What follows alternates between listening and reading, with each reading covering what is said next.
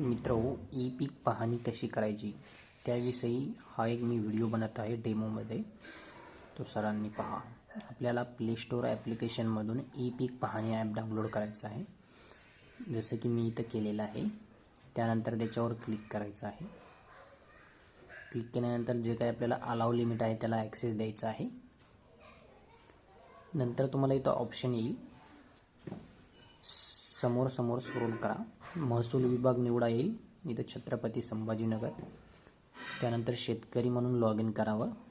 तुम्हाला जो mobile number register करायचा आहे तो इथं टाकायचा आहे. 9309541533 हा माझा नंबर आहे. त्यानंतर आपला जिल्हा निवडायचा आहे. जसं की माझा जिल्हा परभणी आहे. तुमचा जो जिल्हा आहे तो तुम्ही निवडू शकता. तालुका पूर्णा आणि माझं जे गाव आहे फुकटगाव.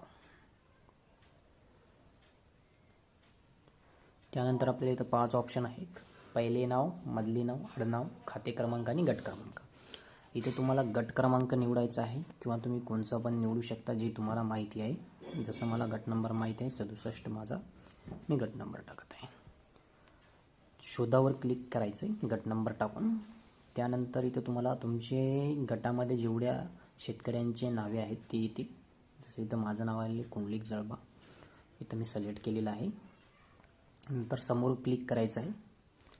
माझा खाते क्रमांक येईल आणि या नंबरसोबत तुम्हाला कंटिन्यू करायचं आहे का असं ऑप्शन येईल. पुढेवर क्लिक करा. पुढेवर क्लिक केल्यानंतर थोडंसं सर्च होत आहे. तुमची नोंदणी आधीच झालेली आहे, तुम्हाला पुढे जायचे आहे का असा ऑप्शन येईल. माझी नोंदणी झालेली आहे, मी होय करत आहे. इथं खातेदार निवडा ऑप्शन येईल. माझं नाव निवडलं. सांकेतांक टाका म्हणतात. आता सांकेतांक तुम्हाला माहीत नाही तर खाली लाल पट्टीमध्ये सांकेतांक विसरलात वर क्लिक करा, म्हणजे तुमचा सांकेतांक तुम्हाला दिसेल असा. त्यानंतर माझा इथं आलेला आहे 3678, मी टाकलेला आहे. समोर क्लिक केलेलं आहे. आता इथं तुम्हाला 6 ऑप्शन येतील. कायम पडू, चालू पड नोंदवा, बांधावरची झाडे नोंदवा, पीक माहिती मिळवा, गावाचे खातेदाराची पीक पाहणी अपलोड, आणि इकडं उजव्या कोपऱ्यामध्ये पीक माहिती नोंदवा याच्यावर क्लिक करायचं आहे आपल्याला. याच्यामध्ये तुम्हाला खाते क्रमांक निवडायचे 411, गट क्रमांक निवडायचा आहे 67, तुमचं क्षेत्र येईल तिथं. हंगाम तुम्ही निवडा रब्बी. त्यानंतर पिकाचा वर्ग निवडायचा आहे. निर्बळ एक पीक आहे किंवा तुमच्या ज्वारीमध्ये